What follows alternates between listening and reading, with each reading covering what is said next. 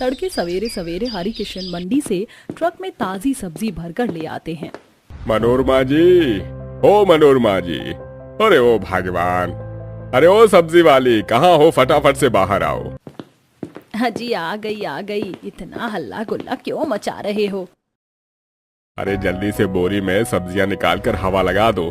तो आज बड़ी बड़ी तंगड़ी करनी है, कहीं ताजी ताजी सब्जी गल न जाए। गर्मी के चलते मंडी में बड़ी महंगी सब्जी हो गई है। मनोरमा सब्जियों की छटाई करने लगती है, तभी उसकी नजर मिर्ची की पन्नी में जाती है। हे राम जी, कितनी सारी मिर्च सड़ गई है, मैं अकेले कितनी सब्जी छाटूंगी। गोपी बेटी, जरा मिर्ची की थैली खोलकर हवा लगा दे और सड़ी गली मिर्च हटा दे। मिर्ची छाटने के नाम से ही गोपी के पसीने छूट जाते हैं। माँ, आपको तो पता है मिर्ची से मेरा 36 का आंकड़ा है, ऊपर से ये मिर्ची कितनी मोटी तीखी है, हाथ जलन करने लगेगा। हे भगवान, कैसी छुई मुई लड़की को पैदा कर दिया है मैंने। मिर्ची साफ करने में इतना डर रही है, कल को मिर्ची खाने वाले ससुराल में शादी हो गई तो कैसे गुजारा होगा। माँ, मुझे मिर्ची खाने वाले खानदान में शादी करके अपने कानों से धुआं नहीं निकलवाना है, तो क्या सारी जिंदगी मायके में कुंवारी बैठी रहेगी। आज मैंने पंडित जी को घर बुलाया है, बता रहे थे तेरे लिए एक बहुत ही अच्छे घर का रिश्ता देख रखा है। नमस्कार मनोरमा जी। पंडित जी, बड़ी लंबी उम्र है, अभी आपकी ही बातचीत हो रही थी। लड़के की तस्वीर लेके आए हैं? जी बिल्कुल, एकदम अव्वल दर्जे का लड़का देखा है। काफी ज्यादा जमीन जायदाद है, अच्छा खासा घर मकान बनवा रखा है, काफी खेती बाड़ी भी है उनकी। जब लड़के वालों का घर परिवार दोनों अच्छा है तो और क्या चाहिए हमें। ये रिश्ता हमें स्वीकार है। ये हुई ना बात मनोरमा जी, आप तो जल्दी से मोतीचूर के लड्डू खिला दीजिए। वैसे इस महीने में विवाह का बड़ा ही शुभ मुहूर्त है, मेरी मानिए तो चटमंगनी पर ब्याह कर दीजिए बिटिया का, वरना लड़का कहीं हाथ से न निकल जाए। ये पंडित जी मेरी शादी करवाने की ज्यादा ही जल्दबाजी नहीं मचा रहे, दाल में कुछ तो काला है। कहते हैं ना, इंसान जिस चीज से जितना ज्यादा भागता है नसीब उसे वहीं खींच कर लाती है। गोपी का हरी तीखी मिर्ची से 36 का आंकड़ा था। क्या होगा जब हमारी प्यारी गोपी मिर्ची के खेत वाले ससुराल में शादी करके जाएगी। कुछ ही दिनों में गोपी की धूमधाम से शादी हो जाती है और वो शादी करके ससुराल में आती है, जो कि हरी मिर्च से भरे हुए खेत के बीचों बीच में बना हुआ था। अरे कांता जी, जल्दी से छोटी बहू का स्वागत करवाइए। हाँ जी, बस आ गई। तभी सास कांता थाली में हरी हरी मिर्च भरकर लाती है और नजर उतारती है। हर टोना टोटका अला बला मेरी बहू के ऊपर से उतर जाए। आजी, आजी। तौबा तौबा, देखिए सासू माँ, देवरानी जी को कितनी ज्यादा नजर लगी हुई थी। पिंकी भाभी, नजर तो लगेगी ना, छोटी भाभी दूध से भी ज्यादा गौरी चटोरी है। सास ननद जेठानी की बात सुनकर गोपी बोलती जा। जेठानी जी, कोमल मुझे कोई नजर नहीं लगी, मुझे मिर्ची से एलर्जी है, इसीलिए छींक आ गई थी। वैसे आप लोगों ने पूरी जगह में मिर्ची की खेती क्यों उगा रखी है? मिर्ची का व्यापार करते हैं क्या? अरे नहीं, नई बहू, ये तो हमने अपने खाने पीने के लिए लगा रखी है। हम सब लोग तीखी हरी मिर्च बड़ी शौक से खाते हैं। ससुर की बात सुनकर गोपी चक्कर खा जाती है। हे भगवान, ये मिर्ची का खेत तो कितनी दूरी तक फैला हुआ, लगता है मेरे मिर्ची के खेत से भरे ससुराल में सब लोग ज्यादा तीखा खाते हैं। पूरा परिवार आराम करने चला जाता है। अगले दिन गोपी नहाकर रसोई में आती है। आज तो मेरी चूल्हा चढ़ाई की रस्म है। माँ जी, जेठानी जी अभी उठी नहीं है। खैर, खट्टे मीठे पकवान ही तो बनाना होगा, पूछताछ करने की क्या जरूरत है। थोड़ी नमक वाली कचौड़ी, हलवा, गुलाब जामुन, पुलाव और 1-2 वैरायटी की सब्जी बना लेती हूँ। खाने की लिस्ट सोचकर गोपी राशन ढूंढने लगती है कि कुछ ही देर में सारे डिब्बे दराज छान मार कर देख लिया, राशन का एक दाना नहीं है, क्या बनाऊं। तभी सास जेठानी टोकरी में खेत में से मिर्ची तोड़ कर ले आती है। माँ जी, अब की बार तो खेत में पानी पटाने का डबल फायदा हो गया। देखिए कितनी मोटी मोटी तीखी मिर्च निकली, इसके पकौड़े खाने में क्या मस्त लगेंगे। मिर्ची के पकौड़े की बात सुनकर कांता जीभ चटपटाते हुए बोलती है, बड़ी बहू, तूने तो मेरे मुंह में पानी दिला दिया। गोपी बहू, फटाफट से टोकरी की ताजी मिर्ची के कुरकुरे खस्ता पकौड़े तल दो। देवरानी जी, फ्रिज में दूध की थैली पड़ी हुई है, बड़े पतीले में भरकर चाय बना लेना और बढ़िया से अदरक इलायची कूट कर डालना। पर माँ जी, जेठानी जी, इतनी तगड़ी गर्मी के मौसम में तीखी मिर्ची के पकौड़े खाना सेहत के लिए हानिकारक है। बहू, तू साफ सीधा क्यों नहीं बोलती कि पकौड़े तलने में तुझको भारी पड़ रहा है? हम भारी खान पान भी हजम कर जाते हैं। अब तू बना। जी माँ जी, पता नहीं कैसे भसड़बाजी खानदान में फंस गई। मुझे क्या, मैं तो ऊपर से और कश्मीरी लाल मिर्च डालकर पकौड़े तल दूंगी। जब कान से धुआं निकलेगा तो खुद उछलेंगे। आग बबूला होकर गोपी सारी मिर्ची काटती है। कुछ मिर्ची इतनी ज्यादा मोटी और सख्त थी कि बीज उछलकर आंख में लग जाता है। मम्मी, मेरी आंखों में कितनी जोर से मिर्ची लग रही है। तभी चटोरा देवर प्रदीप किचन में पधार जाता है। भाभी, अभी तक आपने मिर्ची के पकौड़े नहीं तले, जल्दी कीजिए। ए भगवान, सबके सब एक नंबर के जीप के चटोरे हैं। लाल पीली गुस्से में सबको मिर्ची के पकौड़े बनाकर वो खिलाती है। अरे वाह चाची, आपने क्या स्पाइसी मिर्ची के पकौड़े बनाए, और दो। मिष्टी, तुम्हें तीखा लग रहा है? देखो तुम्हारी आंख से आंसू आ रहा है। और मत खाओ, मैं परता बना देती हूँ सिंपल। अरे बहू, खाने दे मेरी पोती को, मुझे टोका ताकी पसंद नहीं है। देखते देखते दोपहर का टाइम हो जाता है। इतनी जोर की भूख लगी है, माँ जी से पूछ लेती हूँ कि क्या बनाना है। माँ जी, दोपहर का टाइम है, सबके लिए दाल चावल बना दूं? सुनकर सबका मुंह उड़ जाता है। अरे बहू, दाल चावल तो बिल्कुल फीका फीका खाना है, हमें तो तीखा खाना पसंद है। ऐसा कर, तू सबके लिए सिलबट्टे वाली मिर्च की चटनी पीस दे और चूल्हे की रोटी बना ले, खेत में ही।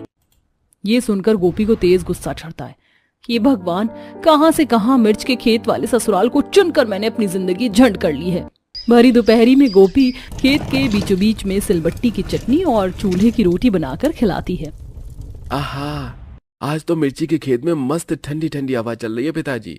खाक हवा चल रही है, मिर्ची की तेज धांस उड़ रही है। खा पी कर सब लोग खिसक लेते हैं। तभी सास, बहू देख, धूप के चलते पेड़ पौधे कैसे मुरझा से गए, मिर्ची के थोड़ा पानी पटा देना। जी माँ। बहू पूरे खेत के पानी पटाने में पसीने पसीने हो जाती है। गरम गरम लू चल रही थी, इसलिए उसे रात में बुखार हो जाता है।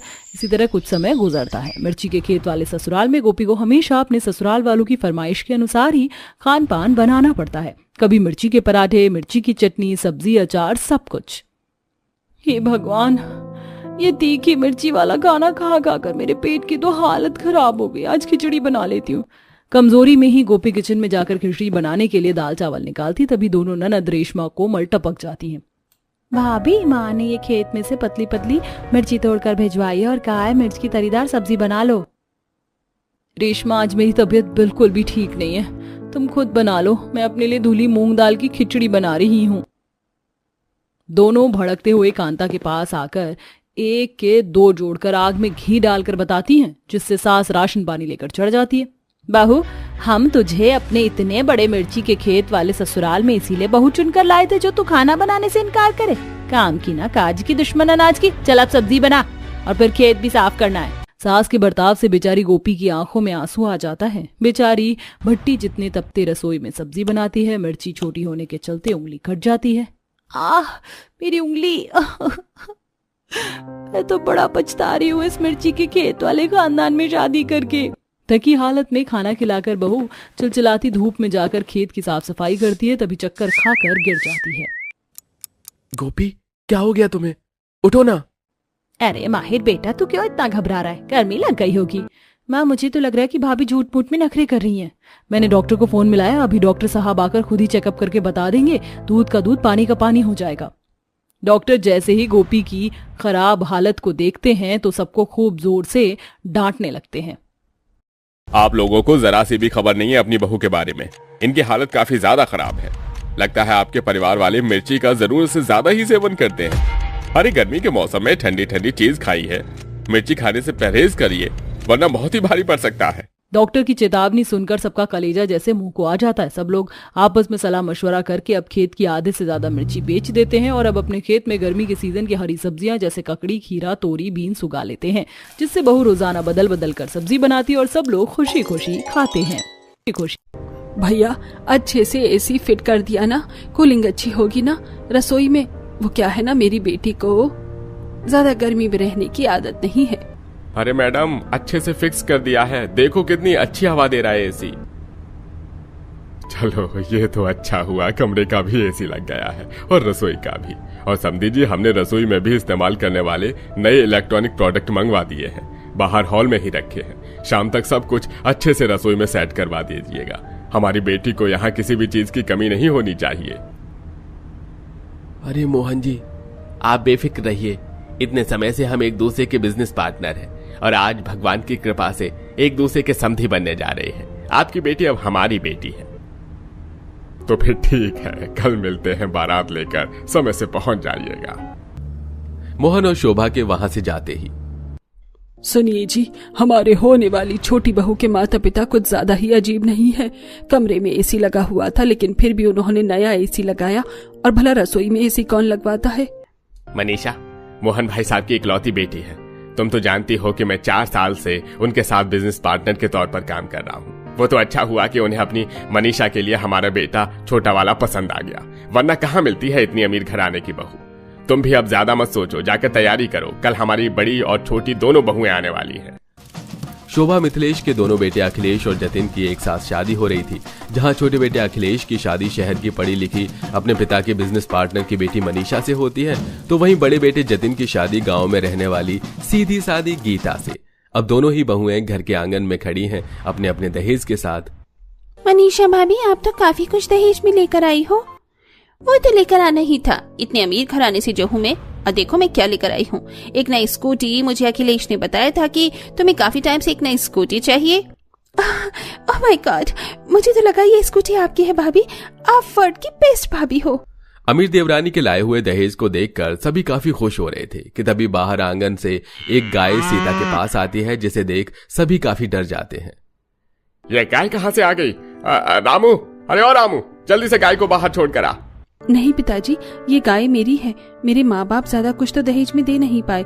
इस थोड़े से सामान के साथ उन्होंने मुझे ये गाय दी है। इसका नाम मोती है। पता है, मोती काफी बढ़िया दूध देती है। इसका ताजा दूध पीकर आप सब लोग तंदुरुस्त हो जाएंगे। मैंने सुना है कि शहर में दूध में काफी मिलावट होती है, लेकिन मेरी मोती का दूध स्वादिष्ट के साथ साथ ताकत से भरपूर है। गीता, तुम दहेज में गाय लेकर आई हो। वैसे इसका साथी कहाँ है? तुम्हें गाय और बैल दोनों को लेकर आना चाहिए था। माँ जी, मेरे ख्याल से आपको गार्डन से पार्किंग एरिया हटाकर अब एक तबेला बनवा लेना चाहिए। मनीषा बहू, इस तरह किसी का मजाक नहीं उड़ाते। तुम अपना शहर के हिसाब से दहेज लेकर आई हो और गीता बहू गाँव के हिसाब से। चलो अब दोनों अंदर आ जाओ। थोड़ी बहुत रस्मों के बाद दोनों देवरानी जेठानी अपने अपने कमरे में चली जाती हैं। ऐसे ही शादी का दिन गुजरता है और आज दोनों बहुओं की पहली रसोई की रस्म होती है। दोनों देवरानी जेठानी जब अपनी सास के साथ रसोई में जाती हैं, वाह, मेरे पापा ने तो रसोई में काफी अच्छी क्वालिटी का एसी लगाया है। कितनी ठंडी हवा दे रहा है। Thank you dad, you are best. उन्हें मेरा कितना ख्याल है। लेकिन जितना मुझे पता है एसी तो कमरों में होता है, भला रसोई में एसी कौन लगवाता है? ये तुम गांव की रहने वाली कहाँ जानो एसी का सुख। मेरे पेरेंट्स नहीं चाहते थे कि मैं गर्मी में खड़े होकर खाना बनाऊं, इसीलिए उन्होंने मेरी शादी से एक दिन पहले ही मेरे ससुराल में रसोई में एसी लगवाया। और सिर्फ यही नहीं, ये देखो, induction oven, grinder, mixer, juicer और भी कई तरह के सामान है जो मेरे पेरेंट्स लेकर आए थे। माँ जी, ये सारी रसोई तो मेरे पल्ले ही नहीं पड़ रही है। गाँव में तो मैं चूल्हे पर ही खाना बनाती थी। मैं इस एसी वाली रसोई में खाना नहीं बना सकती। तो गीता बहू, तू कहाँ बनाएगी खाना? माँ जी, मैं बाहर आंगन में चूल्हा बना लेती हूँ, वहाँ आराम से बैठकर मैं खाना बना लूंगी। चलो, लोगों को अपनी औकात तो पता चली। आप जाकर बाहर धूप में खाना बनाओ जेठानी जी। मैं तो चली अपनी इस एसी वाली रसोई में खाना बनाने। सुबह सुबह का वक्त था। गीता जल्दी से आंगन में आती है और आसपास पड़ी ईंट को इकट्ठा करके एक छोटा सा चूल्हा बना लेती है। अब गीता साथ लाए हुए दहेज में मिर्च, मसाले, बर्तन और थोड़ा बहुत राशन के सामान का इस्तेमाल करते हुए चूल्हे पर पहली रसोई के खाने की तैयारी करती है। एक काम करती हूँ, सबके लिए मिक्स वेज, मलाई कोफ्ता, तंदूरी रोटी और जीरे वाले चावल बना लेती हूँ और मीठे में मूंग दाल का हलवा। अब मैं अपनी इस एसी वाली रसोई में क्या बनाऊं? मुझे तो खाना बनाना भी नहीं आता है। एक काम करती हूँ, सबके लिए चीज वाली मैगी बना देती हूँ। मेरे मम्मी पापा को भी मेरे हाथ की चीज मैगी कितनी ज्यादा पसंद थी। जहाँ एक तरफ गरीब जेठानी कड़ी धूप में चूल्हे पर बैठकर सबके लिए अलग अलग तरह के स्वादिष्ट पकवान बना रही थी, तो वहीं एसी वाली रसोई में अमीर देवरानी सबके लिए चीज मैगी बनाती है। थोड़ी देर में दोनों देवरानी जेठानी अपना बनाया हुआ पहली रसोई का खाना लाकर डाइनिंग टेबल पर सर्व कर देती हैं। अरे वाह गीता बहू, तुमने तो काफी कुछ बना लिया। चूल्हे पर इतनी कड़ी धूप में बैठकर इतनी जल्दी इतना सब कुछ बनाना काफी मुश्किल था। आप बार बार मनीषा बहू की मैगी को देख रहे हैं। गीता बहू के हाथ की रोटी और सब्जी खाइए। क्या खाना बनाया है मेरी गीता बहू ने। ये सब तो हम रोज खाते रहते हैं, लेकिन मैं तो अपनी मनीषा बहू के हाथ की मैगी ही खाऊंगा। सच कहें तो मिथिलेश का खुद भी मन मैगी खाने का नहीं था, लेकिन मनीषा को उसके बिजनेस पार्टनर की बेटी होने की वजह से बेचारे मिथिलेश को अच्छा स्वादिष्ट खाना छोड़कर मैगी खानी पड़ती है। तो वहीं घर के बाकी सदस्य गीता के हाथ का बना हुआ खाना खाते हैं और बाद में दोनों बहुओं को पहली रसोई का नेग मिलता है। ऐसे ही पहली रसोई का दिन खत्म हो जाता है और फिर अगले दिन। मुझे तो लगता था कि गांव में ही गर्मी होती है, लेकिन यहाँ शहर की गर्मी के सामने तो हमारे गांव की गर्मी कुछ नहीं। सारा शरीर जल रहा है धूप में बैठे बैठे। गरीब जेठानी गर्मी से परेशान होते हुए बाहर धूप में चूल्हे पर खाना बना रही थी कि तभी गीता जैसे ही चूल्हे पर हाथ से रोटियां पलटने जाती है तो उसका हाथ जल जाता है। मेरे हाथ, पता नहीं ये मैंने चिमटा कहाँ रख दिया। 2 बार हाथ जल गया मेरा। एक काम करती हूँ, गीता की रसोई से चिमटा ले आती हूँ। पसीने से तरबतर गीता जब मनीषा की एसी वाली रसोई में जाती है तो एसी की ठंडी हवा के सामने खड़े होकर पसीना सुखाने लगती है कि तभी मनीषा रसोई में आती है। आपको तो मेरी एसी वाली रसोई में जरा भी इंटरेस्ट नहीं था ना, तो अब यहाँ क्या कर रही हो? छुप छुप कर एसी की हवा खा रही हो। ये एसी मेरे पापा ने मेरे लिए लगवाया है, निकलो यहाँ से। मनीषा, मैं तुम्हारी एसी की हवा खाने के लिए नहीं आई थी, मैं तो बस चिमटा लेने के लिए आई थी। हाँ हाँ, अच्छे से जानती हूँ, मैं एसी की हवा खाने के लिए ही आई थी, तुम या चिमटा लेने के लिए। अब निकलो यहाँ से। बेचारी गरीब जेठानी बिना चिमटा लिए ही बाहर आंगन में आती है और अब धूप में बैठकर हाथ जलाते हुए रोटी सेकने लगती है। तो वहीं मनीषा 1 घंटे तक रसोई का एसी चलाकर बस रेल चलाती रहती है।